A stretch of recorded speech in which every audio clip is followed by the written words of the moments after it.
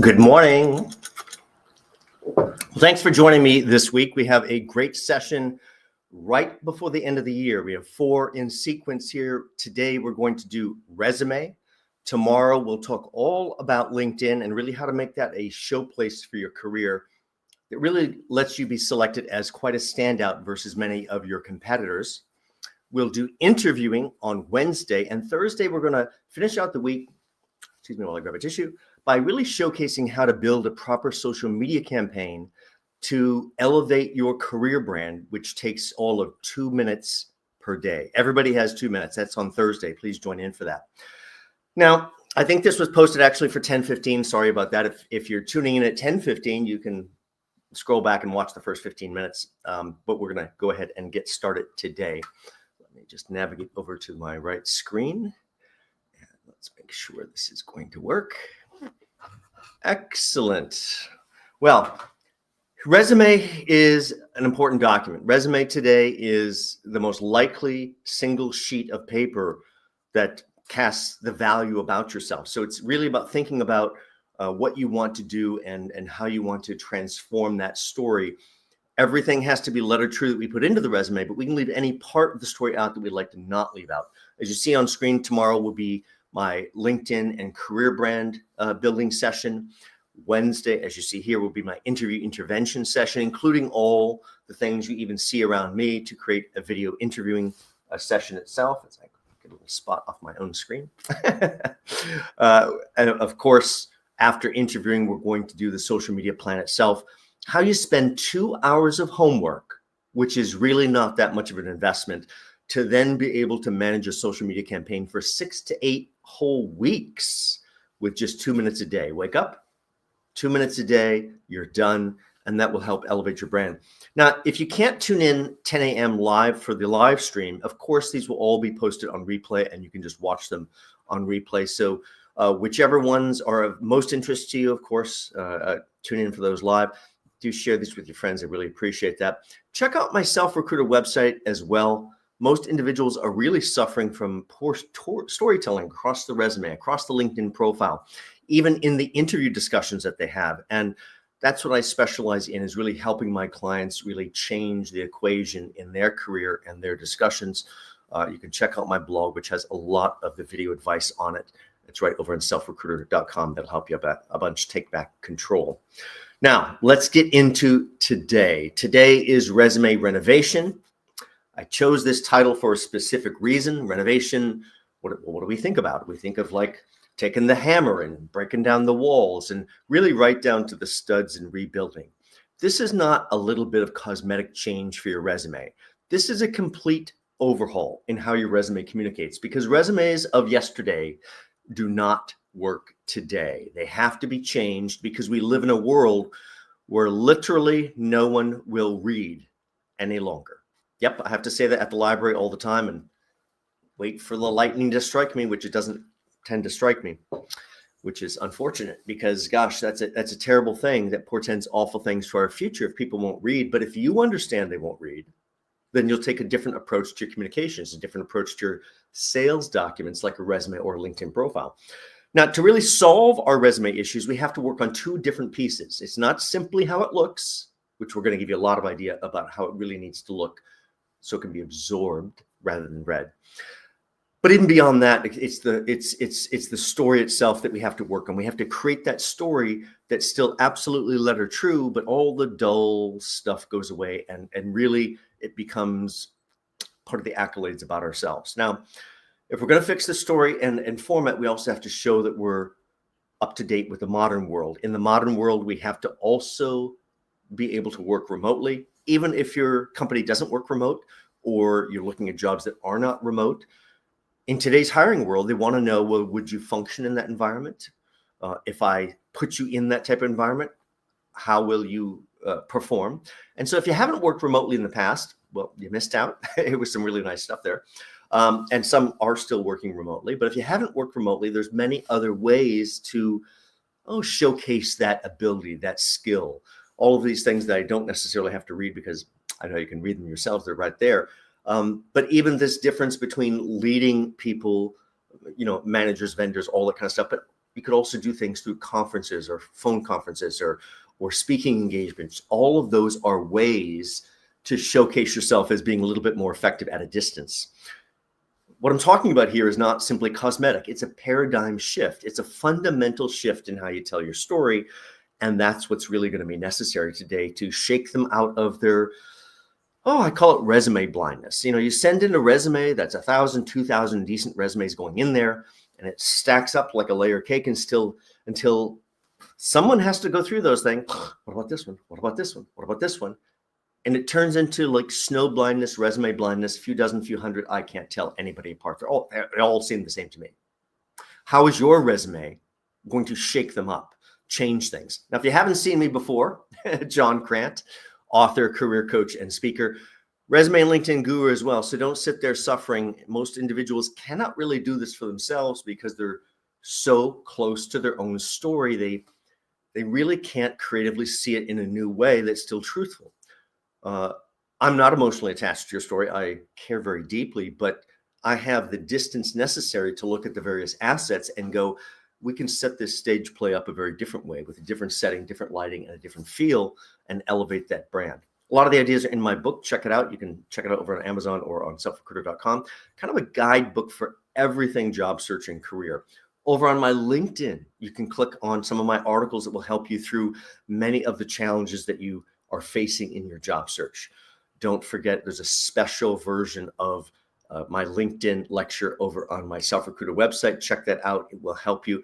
You can really kind of use it as a start and stop tutorial as you improve your LinkedIn profile. Now, across the whole series, even for this week or the larger series of 10, 12 different lectures that I give, it's really about becoming a self-recruiter. How am I going to become one great recruiter that looks after one amazing candidate, which is also you?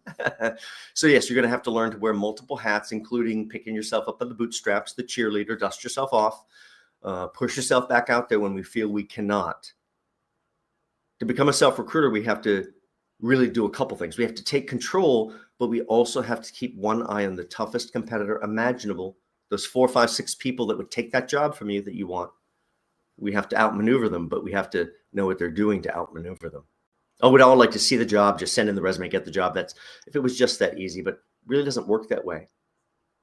Otherwise, we wouldn't be tuning in today. Everybody's sitting home doing what you're doing, hitting that darn button, which rarely says apply, almost always says submit. All capital letters until we're so submissive. It's like a Friday night waiting for that phone to ring. Oh, it's going to ring. It's going to ring. You'll be a telemarketer when it does. This is a rut that we have to get out of.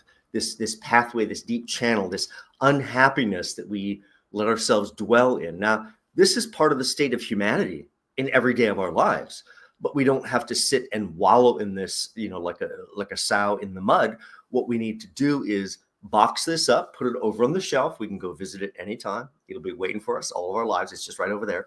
And this has to get out of our view so that we can take the positive control back to move our career forward. Whatever's happened to us in the past, let me get a little drink.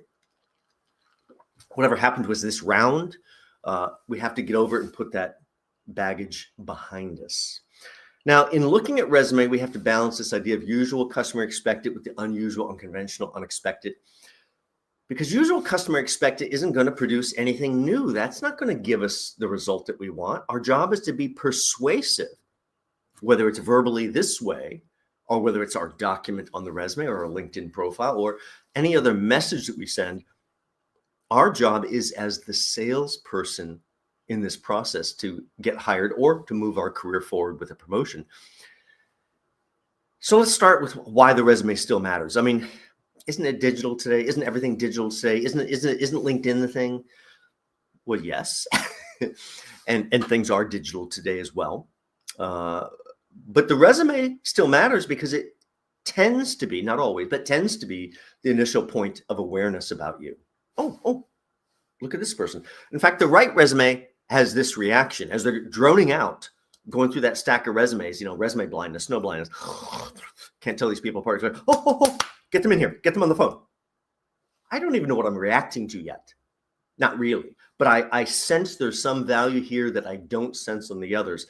That's the power of what a resume can do, is begin to jar and control the narrative, take control of the discussion about you, and really manage that perception. But if we're really going to overcome this challenge, we have to understand what the challenge really is. So let's break it down by the numbers, and it's much worse than people really think it is. Any kind of a decent job, doesn't matter the role, the company, the industry, doesn't matter, gets 1,000 to 2,000 resumes. Now, I sure hope you're listening, because they're not getting 1,000 to 2,000 qualified candidates. That's not happening. But they are getting 1,000 to 2,000 resumes. And how does that all happen if they're not qualified? I see a job and I go, oh, that's a great job. Oh, there's a job for me in some other role around that job. If they see my background and they have the need, they'll hire me. So send it in for that job, even though I'm not right for that job. And that clogs the entire system for every role. So the vast majority are certainly not the right ones to be hired for this role, but they're hoping to get hired for something. And that leads to this real challenge. But this is only the tip of the iceberg. This is an iceberg, and that's only the tip. So let's just concentrate on the tip for a moment. Who can read 1,000 emails, 1,000 resumes, 1,000 cover letters, and do all of their own work that they need to do? I'm not sure I really know anybody that can do all of that and do all of this, but that is not the challenge. If you are responding to someone that has a recruiter title, I don't really care if that's an external recruiter headhunter like I used to be, or an internal recruiter. I work with an HR in talent acquisition type of recruiter. These people with the recruiter title tend to work on 10 open jobs at the same time. So the question really is, who can read 10,000 emails, 10,000 resumes, 10,000 cover letters, and have any hope of doing their job? No one. And this is why it comes down to something really nasty called the applicant tracking system, the computer system. You're going to let the computer system determine your destiny? I don't think that's going to work out very well for you. We need to break through all of this and jar their attention. Tomorrow in my LinkedIn lecture, I'm going to lay out for you how you even bypass all of HR and get directly, seamlessly to the decision maker and book your interview directly. But let's stay back to resume. Resume has to work, or that fantasy of booking the interview is not going to work either. We have mere seconds for their value judgment about us, which is really capturing their interest. How am I not only capable and qualified? This is actually a mistake people make with their resume, their LinkedIn profile, or even how they position their career. Oh, I'll be cookie cutter perfect. I'll be cookie cutter perfect. Cookie cutter perfect. I'm fantastic. Oh, great. You're cookie cutter perfect. I'll take number three. I'm going to take you. I'm going to pay you less. No, you don't want less? Okay, I'll take number 2. I'll take number 5. Doesn't really matter to me. You're all cookie cutter perfect, interchangeable. We now see the problem with that. You somehow in your storytelling have to be, of course, accomplishing the cookie cutter perfect. Slide me right in and I'll be productive. But I also have to be somehow special, unique, different. And that requires a little bit of different storytelling, a little bit of different background, a deep understanding of how people value the various experiences you might have had. I don't want to leave you with the concept that you're going to spend 2 hours of homework here and have your brand new resume. You may spend 2 hours of homework here and you may have your first iteration of your brand new resume. That certainly is what you'll have. But it may take 3, 4, 5, 6 iterations of the resume to get to the right version. Don't stop too early. The right version, the doors swing right open. They fly right off the hinges for you. Don't stop too early. And if you're too emotionally close to the story, work with someone that can help you see it clearly. And I can certainly do that for you. Small changes change perception. It's small little changes, both in our written storytelling, our verbal storytelling, how we write and engage them in our messaging, all of those things. Now, to reinvent ourselves, we have to close for inventory. We have to do a deep dive interview. Oh, I know you're so used to telling your story so many ways over so many interviews. And how effective has that been? Maybe up till now. But the world has changed. We have to go back and learn a new way. So aside from all the things you do know about yourself, why are you interesting? What makes you tick? Which may have something to do with why you're capable or qualified, but may have nothing to do with why you're capable or qualified. And yet both of these elements are important, because when I hire you, I want to like you. Why? because I'm going to spend my waking life with you. I'm probably going to spend more time with you than I spend with my loved ones. That's why we want to like you. I want to get you. I want to feel like I understand you, in addition to you being capable and qualified. Please be that. Please be that. But I want to get you too. So deep dive interview. Now, this is what I do with my clients. I think you should do it for yourself if you're tackling this on your own. Now, I spend about 90 minutes going back through every single piece of background, looking under every rock and stone and under the bed and in the closet, every little piece of information that somehow got lost or hidden away or slipped away over time that somehow inadvertently comes out in a 90-minute conversation. And boy, do I capture it. I'm like, oh, that's a choice detail. I got to write that down. You may come up with 8 or 9 pages of notes. That's what I usually come up with. Grab a highlighter. It's really not difficult. Emotionally, it's difficult, but it's really not difficult. Grab a highlighter and be very stingy. Think about your brand as you look over all these things that you captured in notes and go, what rises to the level to be the ruby, diamond, the emerald, the nugget of gold, the drop of perfume that will lift my career brand story? And those items get a highlight across the 8 or 9 pages of notes. When you get to the end, you may see those highlighted items as the things that must make the cut for the resume. Everything else is negotiable based on, does it lift your brand? Will it help others see you a different way or separate you from your competition? Really, all those individual story elements you discover about your background to recast your resume, it's about filtering them through this singular lens, this one basic question I talk about in all my lectures. Why is it going to be the best business decision they make today if they choose to hire you? Now, I'm probably not going to ever really use that language, but I'm certainly going to convey those answers in what I say to whoever I'm speaking with. Let's jump into a resume I got hit in the head like a brick with at one of my lectures at the New York Public Library. I just got done with my lecture, and I think between the lecture and Q&A, it ran about 90 minutes. And I think you know my energy and my coffee intake and adrenaline, and I'm excited. And I get to the end, and gal comes up and she's holding the resume like a precious little gift. And she's like, I've been told all I can expect is more of this. And here it is. I'm like, what is it? What is it? What is it? And right away, even after all of that in 90 minutes of speaking, I'm like, oh, I'm sleepy. I'm sleepy looking at this. I'm like, I better ask a question. What would you like to do? Oh, I'd like to be in events. You have some really nice energy there. Have you ever been in events? Ouch. Can we make this larger? Yes, we can. Ouch. I am me with my background. It says events coordinator right there, and I can't even see it. If I can't see it, how can someone else see it? So what was the reaction she was getting? They'd see this impressive law firm, and there are law firms, and law firms, this is a law firm. Ooh, money. And so what do they see for this individual? Oh, more law firm for you in your future. I see law firm, more law firm for you. That's who you are. Okay. Why don't we change that story, change that equation, maybe go a little bit different direction, even zooming in. I mean, it doesn't really help you. It's all this blah, blah, blah. This is the same exact background with clarity added, where the story comes to life, where this person is highlighted, not doing all sorts of administrative nonsense that they never want to do again, which they still did. But you don't need credit for that. You don't want to do it ever again. Hide that over on the shelf. Talk about all the amazing things and events that you did. Well, I did events at the Hella Gower, at the Guggenheim, at the New York Public Library, at the Met. I'm like, oh, why don't you put that in the resume? They'd hire you tomorrow. Those are all A+ venues. If I hire you, the quality of my events instantly rises just from your experience. Of course, she handled RSVPs, all sorts of other stuff. But this person was getting a little mature in their career. And as we get mature in our career, sometimes we lose our confidence, and they grabbed the scissors and began to cut on the background.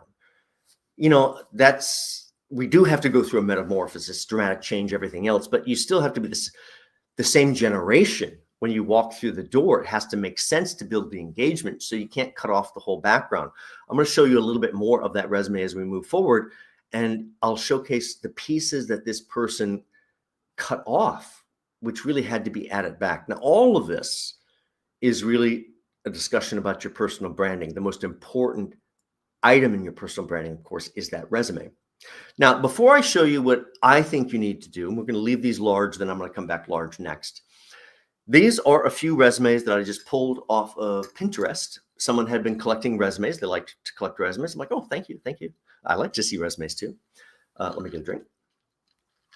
And so this person collected together a few, and it's almost easier to understand what I need to teach you by letting me throw a few darts at what you see here. So Kelly here, kudos to Kelly's brand, him or her. I'm not really sure why we would have chosen all capitals. Yes, I did drop the last name. I figured you didn't really need to see that.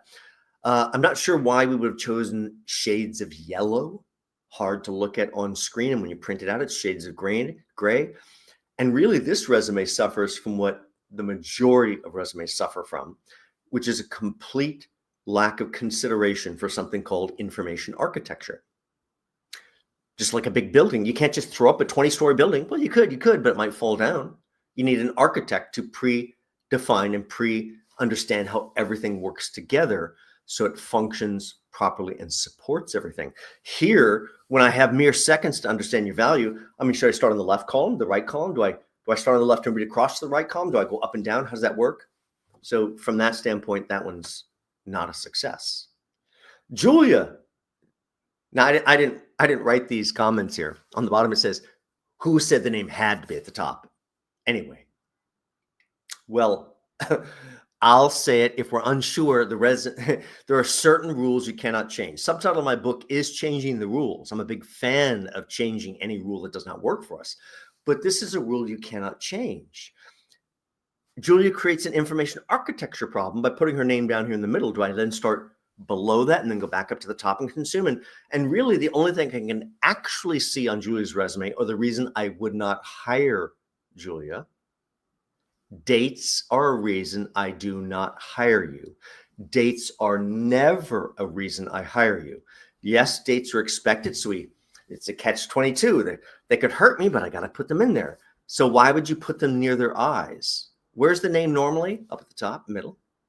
Employer title, employer title, employer title, education. It's a reverse half moon, or from your direction, reverse half moon. Why would I put the dates right in the eye pattern? Get the dates as far away from them as possible. Certainly not in bold, and maybe even a smaller font. Don't look here. Can't really see the employers buried over there in the middle of the line either. That doesn't help. Gosh, this format I've seen so many times over the decades from number of books that it's in. And well, kudos to Martin on creating his brand. I certainly get his brand. Yes, I pulled off the contact information, last name, that kind of stuff.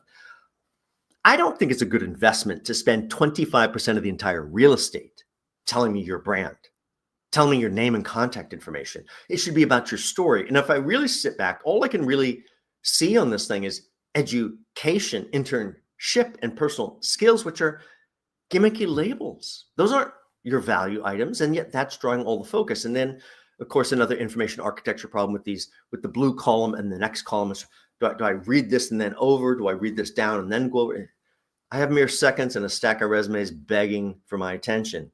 You're not going to get people to read your resume unless it dazzles them. Then they might read it. So don't count on them. Resume, for more clarity, is about catching or piquing interest, creating awareness about you.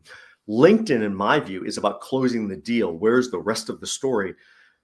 So as you will certainly hear tomorrow, I'm a big believer that your LinkedIn needs much more content than your resume needs.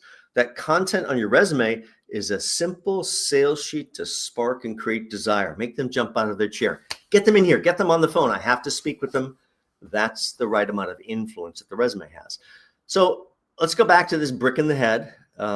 We talked about the problems that are already kind of located here. Even if I zoom in, it doesn't really help me. Clarity of influence is what we have to add. We have the clarity that lays out our career path, the story. And of course, we have to influence the value of all those contributions. That's what this new take does on this resume.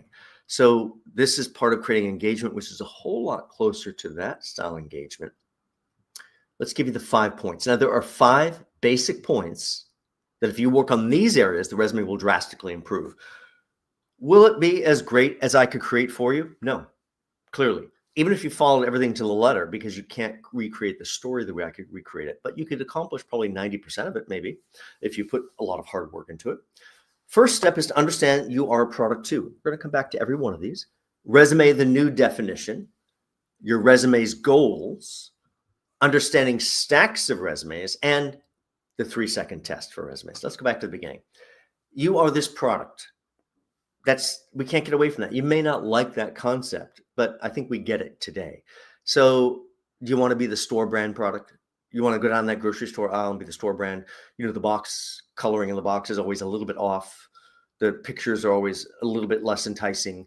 The taste is probably a little bit more hollow than the other stuff. Or do you want to be the national brand with the bright colors and the shelf space that they get in there and elbow room to get themselves that says, look at me, look at me?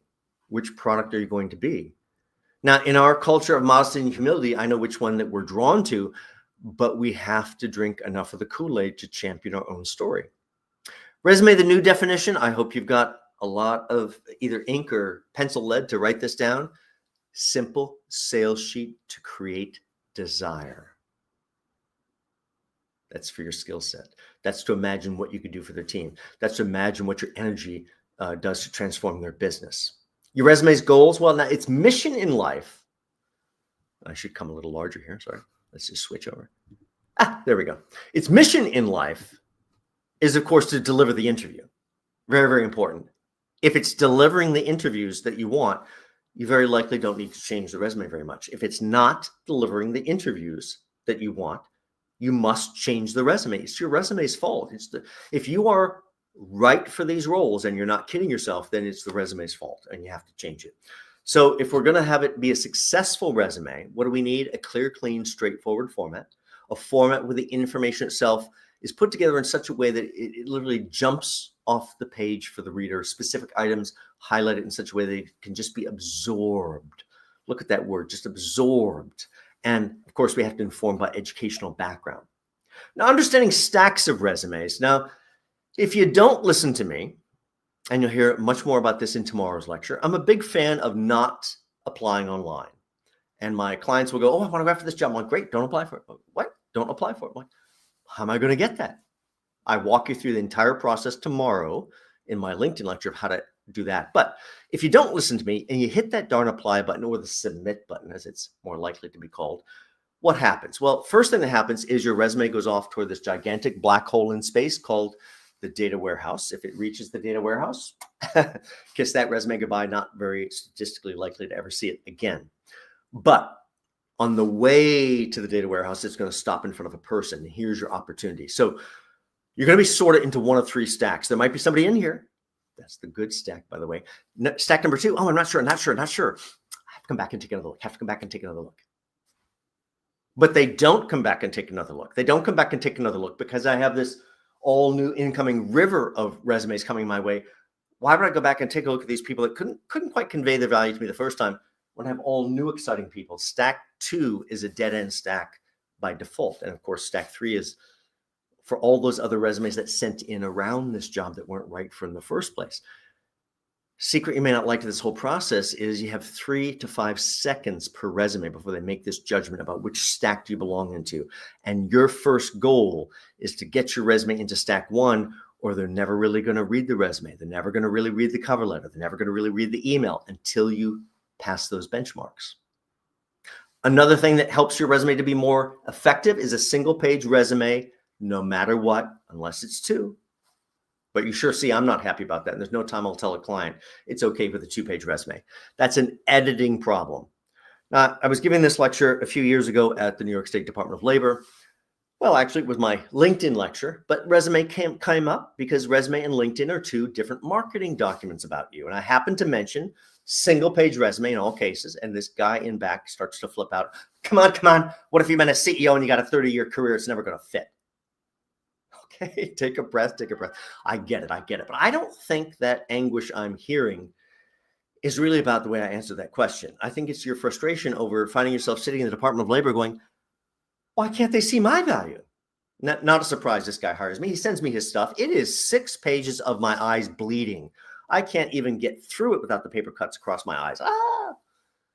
You're never getting that to a single sheet of paper. Boom, like a giant exclamation point. It's an editing problem. The further up the food chain you go, the less and less story you need. It's the titles and brands that speak to everything with just a little bit of trinket of deliverables mixed in. Let's not get distracted. the extra parts of your story that are even more juicy go on the LinkedIn side to expand that storytelling and knock your competitor sideways. Now, the 3-second test for resumes, this is just for you. Pull out your resume. Don't look at it.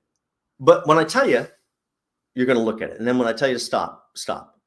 Now, you're going to have to look at your resume, who you know, because it's you, as a person you don't know. And in the time I give you, just conclude whatever value you know about this person. Go ahead and take a look.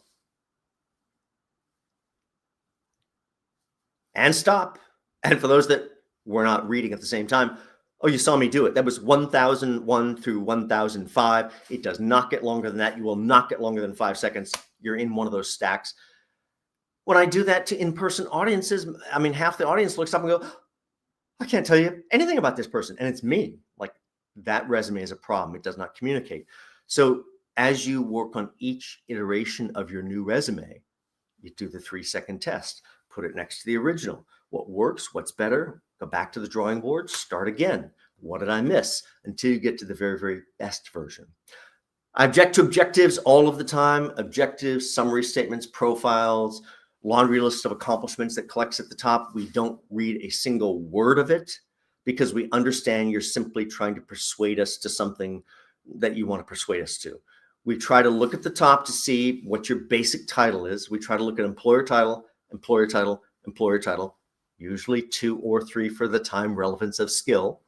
Make our own assumption based off what we feel about those brands, what we feel you likely did in those roles, even though we didn't read it. Look at the education, and we make some conclusion about you. Now, that's a lot of dangerous game on this type of resume, which is all blocky. Notice that suddenly in the transformed resume, that giant paragraph at the top simply turns into high energy events planner because that's what she wanted to be, not everything else. The rest of the clarity, now these are some different positioning titles. That's what I call the objective space positioning titles. This person's after either a campaign director role, a media PR role, or community liaison role. That's why it's there. This person has a little more complex background. I'm actually going to show you their resume as we go along. And they have a 3-line positioning title. They're an accomplished sales professional that wants to get back to software, hardware, and services, something they did 15 years ago. So they're trying to sell a 15-year-old experience. That'll be an interesting story. Many clients, they have to do something like that because that's what they're trying to do. Now, you could go back to this text that doesn't work. Even if you zoom in, doesn't work. All sorts of inconsistencies. That's your job in this process of refinement, to get it to something that can be glanced at, absorbed within a second or two. Glanced at, absorbed within a second or two. Let's give you the rest of the story on this resume. So this was a few years ago. A guy calls me up from the Carolinas. He's like, I'm in contract furniture sales. You know, like I sell 1,000 desks type thing. He's like, had a great run. I'm so done with it, so done with it. But every time I send out my resume, they go, we don't need a furniture salesperson. I'm like, well, quit talking about furniture. What do you want to do? Let's change the equation. What do you want to do? I want to be in software, hardware, services. I'm like, that's a great field. I used to place it. Have you ever done it? Because it wasn't on their resume. Well, yes, about 15 years ago, not on the resume. This was about 12 years of background at the time I did the resume. So all 12 years filled up the entire resume. Your one job is filling up the entire resume. Where's the rest of the background? Because that's part of who you are as well. It's part of your experience, why I hire you. And so what we did was we distilled down the entire resume down to this one super paragraph of accomplishments. Now look very closely. I know you see the words corporate office furnishings, and you may see Hayworth, which I certainly knew that brand. Now, Price Modern, I did not know the brand. Hayworth, I certainly did. Other than those 3 references, not one place does it indicate furniture. What does it say? Achieve $50 million cumulative revenue to date, ranked top 10 revenues every year since 2002, developed a strong pipeline. Every single thing that would make the sales manager jump out of their chair. Further down the list, that allowed us to add back experience that they cut off earlier that had software, hardware, and services. So suddenly there's the connection. And of course, they're back in that field now. This is the bottom of a different resume. I want to show you what to consider for the bottom part of your resume. Single page resume is not very efficient at the bottom. At the bottom, we have to really split it, in my view, to have education and any other sweeteners about your story, which could be community involvement, could be certifications, could be public speeches, could be a whole lot of things depending on what you have to showcase. But this is an individual that is very similar to many of my clients where they're a little more mature. I work with some folks just out of school, but this person's a little more mature. And we decided, well, where do we cut the story? We can't show back to the 1970s. I said, where we got to cut the story someplace.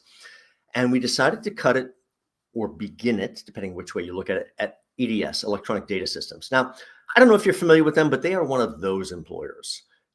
Every industry has one of those employers. If they hire you, you must be amazing. You must be great.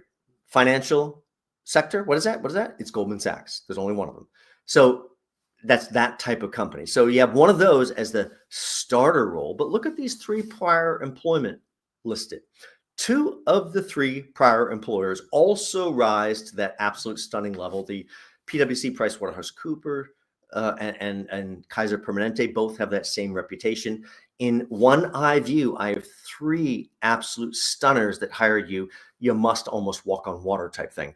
Notice the sly dropping of the dates for the 3 prior roles. Those 3 prior roles, by the way, add 17 years of extra background to this person who does not need to be 17 years older. Now, maybe there's a few of us listening today that might need to be 17 years older for the next interview, but not very many of us. So this is a sly way to have your cake and eat it too. If I drop the dates there, I certainly have to drop the dates off of education because I cannot allow them to do mathematics. Like, how old are you? It's like, no. Can't allow that to happen. Notice also down with the education, there's a very slight differentiation. There's 3 universities here, but only 2 are treated the same. Excuse this word here. The one on the right here is a PMP certification. At the time, they were still in the process for a certification. I'm sorry, does not trump a degree, even though the certification is the thing that everyone's going to be looking for in this field. If this is your field, you probably go, oh my gosh, they have the PMP, put it up on the forehead, put it up at the top of the resume. Well, I don't think it really belongs there, but this is how you do it. It's the cherry on top right at the end, subservient to the degrees. Community involvement doesn't even belong there. Hobbies, other things I'm passionate about. Yeah, it shows what your energy, your life, your drive, and do you give back to community? Is there something that you do that can kind of help move things forward community-wise? That's good character, and that's another reason I'm going to hire you. So let's remember, it involves 2 things. We have to solve the resume issues by working on the story itself, but also have to work on the format. So let's take you into the format and give you some more specifics that'll help you. Your contact line should be a single line, not taking up real estate, single line, 7-point. I know when you make that contact line 7-point, it's going to go like this. I can't read that. And then you expand it out. I'll show you how to do that. It's completely readable at 7-point when you expand it. Your brain can handle it. On the left is LinkedIn, because if you're not sold, click on that and get the rest of my story. If you are, just call me on my cell and book that interview. Single line top of the resume. Now, this is actually my cousin Betty Jo. I figured I'd pull her name off, contact information off. You didn't need that stuff. But I want to go over a little bit of the formatting here that will help guide you. This top positioning title changes every time the resume goes out. What's the job that I'm going after? That's what's at the top, nothing else. I don't care all the other amazing things you've done. That's at the top. So they pick it up and go, oh, just what I'm looking for. Now, what have they done for other people? And then as they look down, if you look down here, now I don't know if you know Good Samaritan Village. I'm going to guess you do not, because I'm from Florida and I didn't know it. Salvation Army, I certainly know it. United Way, certainly know it. My cousin had been up in New York doing some amazing jobs for amazing employers, older generation. So also got into the workforce without the college degree, everything else. And gosh, doesn't that kind of hang around your neck as a weight mentally? Like, oh, I didn't get the degree, that thing. Where you're selling your expertise that you've earned over your career eventually. So you have to let go of the degree issue. It's not an issue past a certain part, other than they try to use it to try to lower your salary expectations. But here, Good Samaritan Village, I can't let someone pick up this resume and go, United Way, Salvation Army, Good Samaritan Village. Now, if you know anything about Florida, and I spent 13 years there before I escaped, I always joke, every second or third mobile home or trailer park in Florida ends in the word village. So to me, having spent a lot of time in Florida, it triggers mobile home village. It's like great career right into the toilet. What happened to you here? No, this is another significant employer that someone has not heard of So we add in a special line after this one, which you can see there, nation's largest not-for-profit long-term care organization. So it's another significant employer, so someone doesn't make that mistake. Adding that extra line is not good to add to these other employers or any other employer someone has heard of.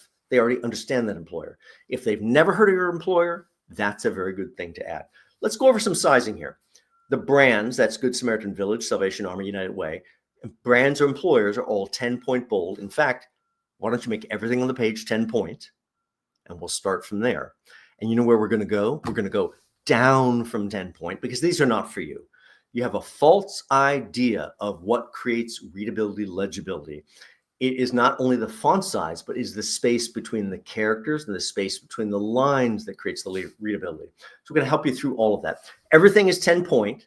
I'm going to make the brands 10 point bold. The rest of the line, that's comma, location, and date, I hope you realize is not only not bold, it is certainly not 10 point. In this iteration, it is 7 point. Yes, you can have a lot of variety and sizing as long as you make a rule list.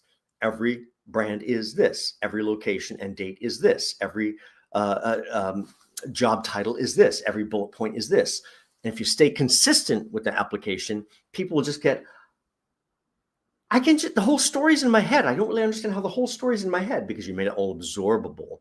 So titles, and let's look at the traditional ones. That's Salvation Army and United Way. Title is a half a point less than the brand, which means it's 9.5 in size. Not bold, because otherwise it would fight for attention, but it has to have attention, so we italicize it. So in harmony, both the employer and the title draw the focus. Your value is determined by that combination and feel of those two items. Between those two lines, there are 2 points of space. So I scroll over the title line, I add 2 points of space. We're going to show you how to add those points of space with some screenshots coming up. Excuse me. After the title, though, there's 4 points of space. We'll show you how to add that. The bullet point sets, I can do them each set one at a time. So I scroll over the whole bullet point set. I make it 8.5 in size. It'll get a little too tight, a little too hard to read. And at that point, I scroll over and I highlight it. I'm going to add a little bit of space after it. And I'm going to add 1.75 points of space after every bullet. And magically, you'll realize it just has enough breathing room, returns to absorbable. If you're unsure of why I'm so specific about this, let's give you a little bit more about my background. Besides being a recruiter for many years, working 3 different disciplines across the desk, and of course the VP over the 100 office recruiting system and the national trainer doing all of our recruiter training across 100 offices. Before all of that, I ran a pre-press service bureau, which really means I do understand line, type, spacing, and all that. You can take these numbers I'm giving you to the bank. They really work in creating a resume that will pop. Now, some other things here, the experience, professional experience, same for education. I like those 7 point all cap, and bold. But if you do that, it's going to draw so much focus. So you notice I hit it just with a little bit of gray. So the structural framework disappears into the background. Your story comes to the front. Yes, it's a lot of work, but that's how it pays off. Very, very important to think about all of these things. Think about all this spacing as you begin. Do you need that special line? Do you not need that special line? All of this is simply handled by making a rule list. Now, to add that extra spacing, if I want to add spacing basically after a line of text, like between employer and title, I scroll over the employer. I go up under format down to paragraph. Now, yes, this is the Mac version. Windows makes about 20 different versions. You're going to have to figure it out on your version, but conceptually, you can just follow this idea and check through it on yours. Down to paragraph. And then a box pops up that has points after. And in the points after, in that case, I simply put a 2, or I put a 4 if it's after the title, or a 1.75 points if it's after every bullet. And you get the idea of how to adjust that type of spacing between lines. Now, if I'd like to reduce or add spacing between characters, sometimes I want to add space like the contact line to spread it out. So that 7 point tight line that I can't read spreads across the whole page and suddenly I can read it. I go up into format, down to font this time. In the window that pops up, I click advanced, and under that, you realize I can either expand or contract character spacing just a little bit. Well, even say your bullet like just dips onto a second line by just a little bit. It's like it'd be better if it was a single line. I could reduce the space, or you get the idea. I can play with spacing just a little bit. 3, 4, 5, 6 iterations to get the right version. This is part of your work pedigree, the 3 to 5 seconds of how they evaluate you. It's the quality of the companies, titles and accomplishments, and of course, educational background. Here is the proof. World's simplest resume. Todd Smith, Nestle USA, Director of Quality Assurance.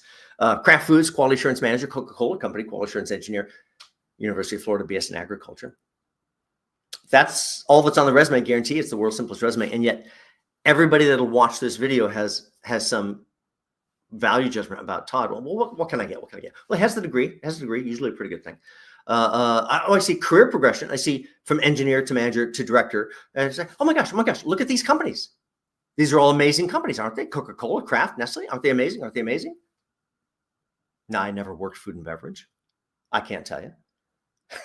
But almost every company out there is completely messed up internally. I mean, one of my clients, who's also a close friend over the years, has worked for GTE Internetworking, which became Genuity, Level 3 Communications, Nokia Siemens Networks.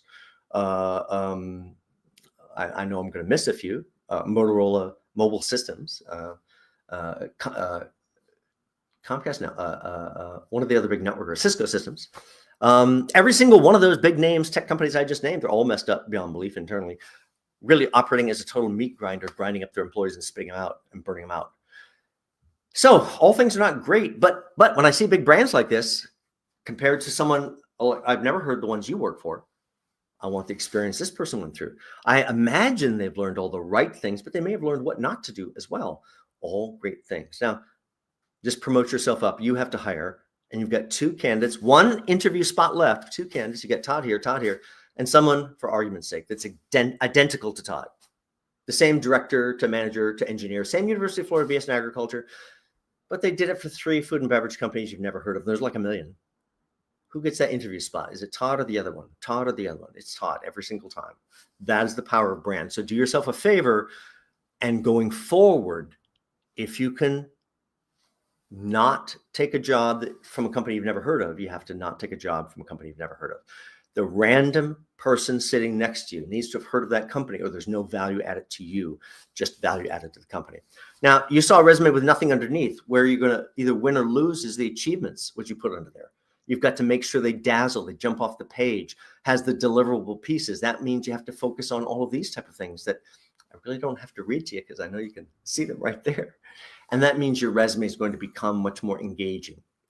Degrees of degrees, the truth, the whole truth, and nothing but the truth. Have you received your college degree in hand? I know that's a very strange way to ask it.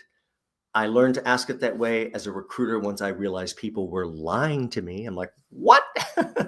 You're just lying to me? It's like, and so I don't really care, by the way, whether you've received it or don't receive it. Lots of great performers don't have the degree. That's not the issue. When you're getting negative pushback about lack of degree, that is a negotiation tactic. If you've got the skill, they want you, but they want to pay you less, is what that comes down to. Designing your resume, the thing about designing your resume, it's about moving your brand forward. That means helping them visualize your background, helping them visualize why you're different or special than the competitors, of course, informing about educational background at the same time. A last word about Word. As you might have guessed, I have no special love for Microsoft. I would, by the way, if they wrote great software, but they really write some of the worst, I hate to say, crap on this planet. And Word is a great example of some of their worst work ever. They've had decades to solve this problem and have just never, ever bothered to solve the problem. The problem is really simple. If you dare send a Word document to someone, it sends without the preferences file. The preferences file stays as part of your computer, goes off to my computer, as I get a tissue, goes off to my computer, opens by my preferences file, which may look very similar to yours, could be a completely different animal. And so you have no idea, if you send a Word document, you have no idea what it looks like. When you're all done with all this work that I tell you to do to refine the staging of your story, check out my Headless Horseman video over my YouTube channel. It'll walk you through this process to create a PDF, which will be a perfect document format that will always look great, no matter what software created it, no matter what machine looked at it, no matter what printer printed it, will look perfect every time. Wasn't the case 20 years ago with PDF, but it is rock solid today. Wherever you are with your resume, take that first step, the next step. And if you need help, don't sit there and suffer with a poor sales document. This is the most critical sales document to move your career forward to really change your equation. Brings us to today's end of Resume Renovation. Tomorrow at 10 a.m., we're going to talk all about LinkedIn, how to use it to build our brand and our presence and our career value. And really that becomes something that's much more interactive. That's tomorrow, the live stream across my resume, across my Facebook, my YouTube, my LinkedIn. I sure hope you do like, comment, share, message, do all that kind of stuff. It really does helps support all of this work that we put out there. And if you need help, reach out to me. Check out my SelfRecruiter website. Feel free to send me an email at john@SelfRecruiter. We can set up a time to speak and I can help you move things forward. Wednesday, we'll talk about interviewing and video interviewing as well, and how to really prepare for all of that, not fall into the traps that kind of happen with video interviewing.